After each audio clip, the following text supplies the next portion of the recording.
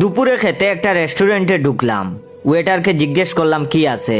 সে শুরু করলো কাচ্চি তেহেরি বিরিয়ানি দিয়ে। আমি তাকে থামিয়ে জিজ্ঞেস করলাম ভাতের সাথে কি আছে বলেন। সে এবার দ্বিতীয় দফায় শুরু করলো গরু খাসি মুরগি দিয়ে। শেষ করলো ইলিশ মাগুর মলা মাছে গিয়ে। হোটেলে খেতে গেলে আমি কখনো মাছ মাংস কিছু খাই না।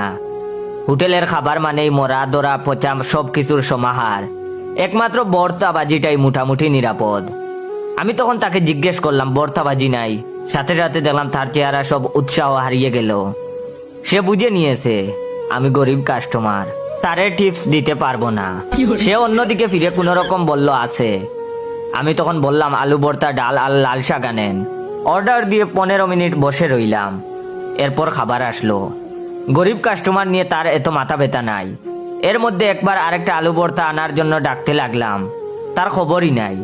মনে হয় কাছে গিয়ে রিকোয়েস্ট করতে হবে, এরপর মর্জি হলে আনবে। আমার খাওয়া শেষ হয়ে গেল। এরপর সে আলু ভর্তা আনলো। ভর্তার প্লেটটা রেখে সে চলে গেল। ছেলে খান না খেলে নাই স্টাইলের বাপ। আমি হাত ধুয়ে বিল দিতে গেলাম কাউন্টারে। অন্য কাস্টমারের বেলায় সে সাথে এসে কাউন্টারে বিল বলে দিচ্ছে আর কাস্টমারের পেছনে দাঁড়িয়ে থাকছে।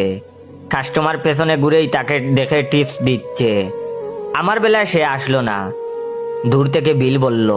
এসব আলু ভর্তা ডালের কাস্টমার সে গুনায় ধরে না। আমি তখন তাকে ডাকলাম, হাতে 100 টাকা দিয়ে বললাম আলু ভর্তা ডাল খেলাম বলে পাত্তা দিলেন না। সে লজ্জায় নিয়ে একটা হাসি দিয়ে না না না স্যার বলে পারলে মাথা নুয়ে মাটিতে ঢুকিয়ে দিবে অবস্থা। এরপর আমি তাকে বললাম 10 টাকা রেখে 90 টাকা দেন। তার মুখের মানচিত্র আবার বদলে গেল। তখন আমি মনে মনে বললাম আমারে তুই আলু ভর্তা দিতে গিয়ে ঘুরাইলি, আমি তোর ইমোশন নিয়ে খেললাম। হিসাব কাটা।